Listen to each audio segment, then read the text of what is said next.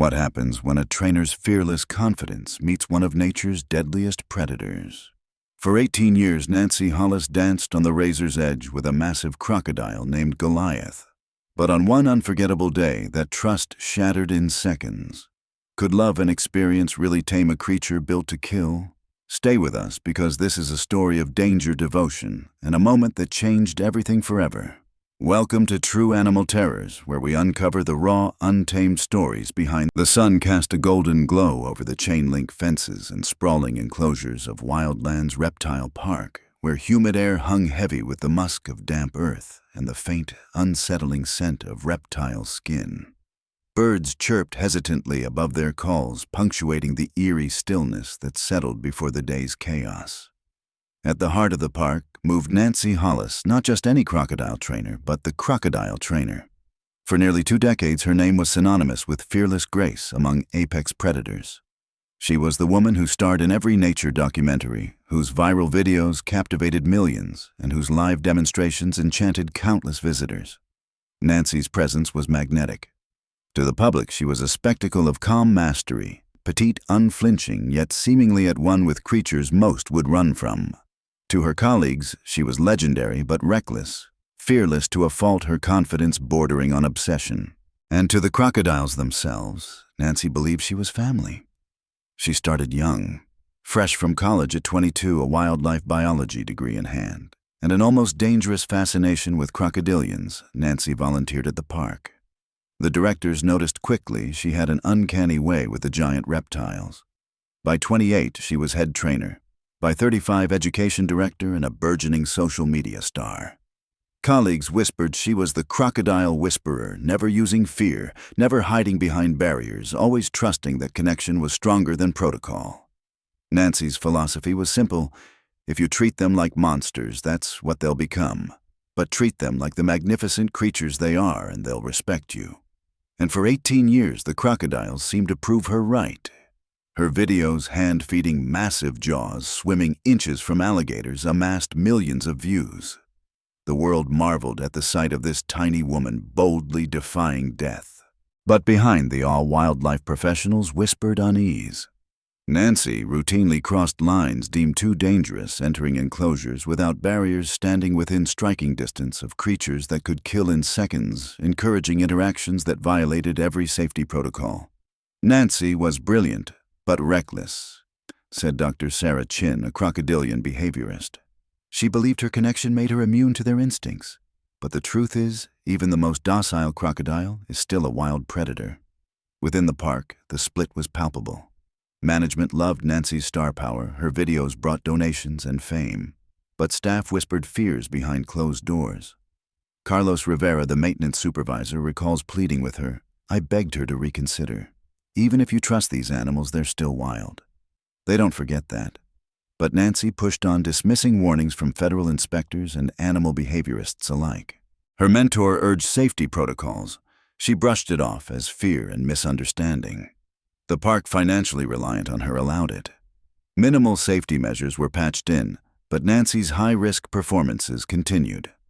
In late 2022, Nancy's confidence took on a manic edge. She'd signed a documentary deal, planned a second facility, and developed ever more ambitious shows, each requiring bigger risks, longer hours, more jaw-dropping moments. Carlos noticed her growing obsession with the crowd's gasp the moment the audience held its breath. She was addicted to that thrill, he said. On February 20th, Nancy called her sister Linda. Their conversation buzzed with excitement, plans, family future projects. Linda remembered Nancy's words, "I'm going to do something special tomorrow. Something to really show people how incredible these animals are." Nancy went to bed that night believing she was on the brink of her greatest triumph. But lurking just beyond the lights and cameras was Goliath, no ordinary crocodile. 16 feet long, nearly 2,000 pounds, with jaws exerting enough pressure to crush a car. More than size, it was Goliath's intelligence that made him deadly. Saltwater crocodiles are apex predators, ambush hunters honed over millions of years. And Goliath was a master planner, watching, calculating, always thinking several moves ahead. His story was grim. Smuggled illegally from northern Australia as a juvenile, malnourished and psychologically damaged when rescued wildlands had taken him in despite the risks. Nancy personally oversaw his rehabilitation, integrating him into education programs designed to showcase these ancient giants. To visitors, Goliath seemed calm, a gentle giant basking in the sun. But experts saw the signs: hypervigilance, obsessive tracking of staff, unpredictable responses that defied normal crocodilian patterns. Where others reacted, Goliath planned. Nancy mistook this complexity for intelligence and personality, a bond deepening between trainer and beast. But the warning signs multiplied. In early 2022, Goliath began pacing relentlessly, guarding food, aggressively snapping at invisible threats. The veterinarian urged cutting back public interactions. Nancy saw engagement, not stress. The most chilling moment came in November. During routine maintenance, Goliath blocked Nancy's only exit, lingering for 30 tense minutes. Staff scrambled distractions, but the message was clear: dominance, control, a challenge to authority. Nancy posted on social media, romanticizing it as affection. Goliath didn't want me to leave. He was showing love. But wildlife experts knew better. This was no love. It was a predator asserting territory, testing boundaries, signaling that Nancy's trust was dangerously misplaced. The park's humid morning air was thick with unease. Mist clung to the foliage, and the distant calls of exotic birds felt oddly muted beneath the tension simmering near the enclosures. Goliath, the monstrous 16-foot saltwater crocodile, glided beneath the water's surface, eyes cold and calculating. That incident should have ended all direct contact. Dr. Chen's voice echoed like a warning through the minds of those who'd listened. A crocodile that blocks human movement is displaying hunting behavior, treating a person like prey. But at Wildlands, caution bowed to commerce. Nancy Hollis's celebrity power was a lifeline to the park's fragile finances. Goliath was the star of her most popular videos and live shows, a massive draw that filled seats and padded coffers. To remove him from the programs would mean heavy losses, so the risky performances marched on. Weeks before that fatal day in January, the warning signs multiplied. Maintenance worker Carlos Rivera, armed only with a broom and nerves of steel, found himself eye to eye with Goliath during a routine cleaning. The crocodile didn't just snap and retreat like the others. No. He tracked Carlos's every move, muscles coiled before lunging with terrifying precision. It felt like he was hunting me, Carlos later admitted, voice shaking with the memory. Nancy waved it off as territorial, but the staff saw the pattern growing clear. Goliath's aggression was escalating, his focus zeroing in on humans who entered his domain. Insurance companies chimed in with liability alarms. Federal inspectors demanded tighter safety protocols. Even online followers dissected Goliath's stiffening posture in recent videos, their comments tinged with alarm. Yet Nancy remained unshaken, convinced her bond was unbreakable, her knowledge beyond reproach. 18 years of experience, 12 with Goliath, that was her armor against danger. But what she couldn't see, what everyone else did, was that Goliath wasn't bonding deeper. He was growing bolder, learning he could dominate. That February morning, Goliath's behavior screamed alarm, pacing endlessly, refusing breakfast, positioning aggressively near the viewing platform. Carlos's gut twisted as he approached Nancy with his unease. "Maybe we should postpone," he said quietly, voice low but urgent. Nancy's confident smile didn't falter. "He's just excited. He knows we have something special planned." That moment was the last time reason held sway. Behind the polished educational displays and viral videos, Wildlands hid a darker story few visitors saw. Over the 2 decades, the park accumulated safety citations, endured staff injuries, and grappled with broken barriers and malfunctioning emergency gear. Yet, fines were paid, statements made, and the show went on. Reptiles were pushed past limits, forced into grueling demonstration schedules, starved of enrichment, isolated when they misbehaved. As their unpredictability grew, management's response was denial and harsh discipline. Whistleblowers were silenced, some bound by non-disclosure agreements, their warnings buried beneath financial desperation. The park's coffers were strained. Government funding shrank, insurance costs soared, and competition loomed. Nancy's viral fame was the thin line between solvency and closure. Former mentor Dr. James Martinez pleaded for change, submitting a formal safety report in 2021, demanding immediate protocol overhaul. It vanished into administrative inertia. The spectacle, the crowds, the donations, too intoxicating to end. Between 2020 and 2023, Wildlands lost 60% of its seasoned animal handlers. trainers left haunted by fear. "I loved working with the animals," said Maria Santos, a former trainer, "but I couldn't sleep knowing someone was going to get killed." Nancy's brilliance was undeniable, but so was the deadly game she played.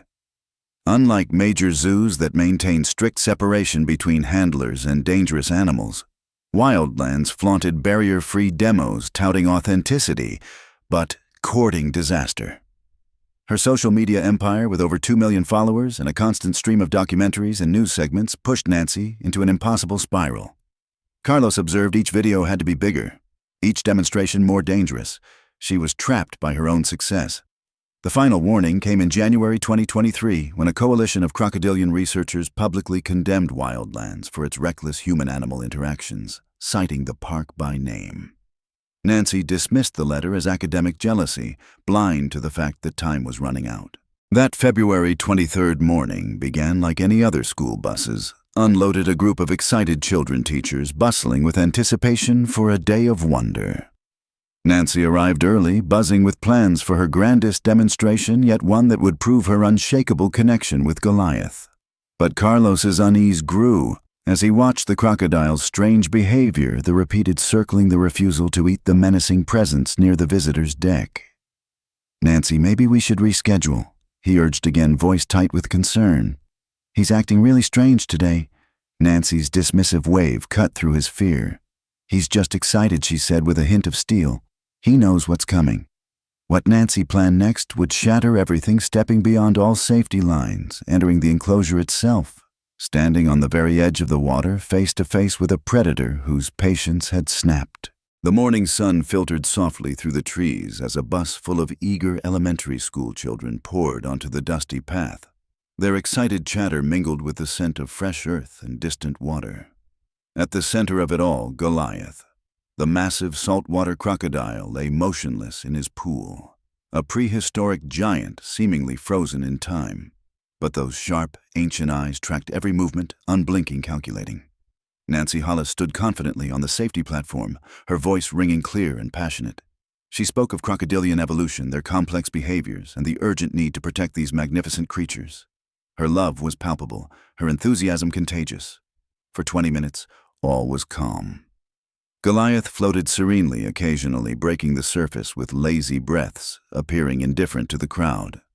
Then, at precisely 10:23 a.m., Nancy's tone shifted, her eyes lighting up with anticipation. "Today I'm going to show you something incredible," she announced to the wide-eyed students. "I'm going to demonstrate the trust and respect that can exist between humans and crocodiles when we understand and honor their nature." Carlos Rivera's stomach clenched. He heard her words crackling through the radio and immediately moved toward the enclosure, heart pounding. Nancy opened the heavy gate and stepped onto the partially submerged concrete ledge, the very edge of Goliath's domain. In that moment, she was alone with a 2,000-pound apex predator, separated only by years of experience and raw confidence. The children gasped, awe mixed with fear. Teachers instinctively gathered closer to their charges. Nancy offered a reassuring smile. "Don't worry," she said softly. "Goliath and I have been partners for 12 years. For 90 seconds, it seemed she was right. Goliath remained still, as if acknowledging her presence without threat. Nancy spoke calmly about crocodilian intelligence, their social structures, and the vital role they play in ecosystems.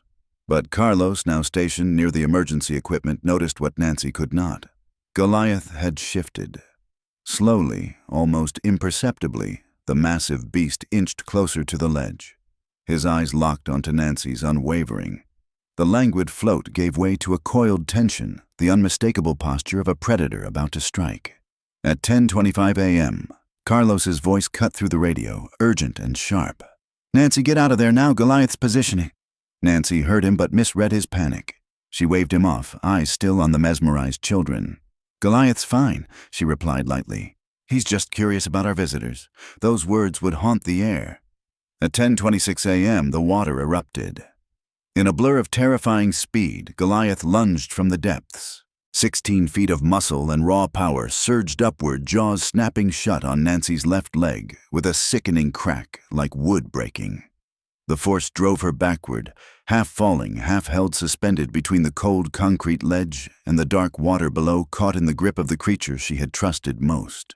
The children screamed, teachers shouted commands, and panic exploded. "Help me! Help me!" Nancy's voice pierced the chaos, sharp, desperate, raw. Carlos sprinted toward the enclosure, emergency pole in hand. Maria Santos was dialing 911, even as she urged the children to safety, her voice trembling. But time was merciless. Goliath began the death roll, the crocodile's brutal, perfected technique honed over millennia. Spinning Nancy's body through the water, his powerful momentum intended to disorient, drown, and tear apart. Her form twisted helplessly, the water turning crimson in seconds. Carlos jabbed wildly with the aluminum pole, the weapon bouncing uselessly off the armored hide. Goliath was locked in on his prey, immune to distraction. EMTs arrived at 10:34 a.m., 8 minutes after the attack began. Nancy had been underwater for over 3 minutes. At 10:37 a.m., Goliath released her lifeless body, retreating to the far end of the pool. No one could say why. The EMTs rushed in, frantically attempting resuscitation, but the damage was catastrophic. Her left leg severed, massive internal injuries and critical drowning. At 10:45 a.m., Nancy Hollis was pronounced dead. Wildlands Reptile Park was immediately shut down by state authorities. Goliath was seized, sent into solitary confinement for life. Lawsuits poured in from traumatized families from Nancy's grieving estate, but the scars ran deeper than legal battles. Viral footage ignited a nationwide reckoning. Debates flared about the ethics of wildlife education captivity and the line between spectacle and safety. Nancy Hollis, for 18 years a symbol of fearless connection, was suddenly a cautionary tale about the limits of human control over wild nature. Dr. Sarah Chen, who had long warned Nancy, summed it up best. Nancy believed love and understanding could override millions of years of evolution. She was wrong. Goliath didn't attack because he was evil or mistreated. He attacked because that's what crocodiles do.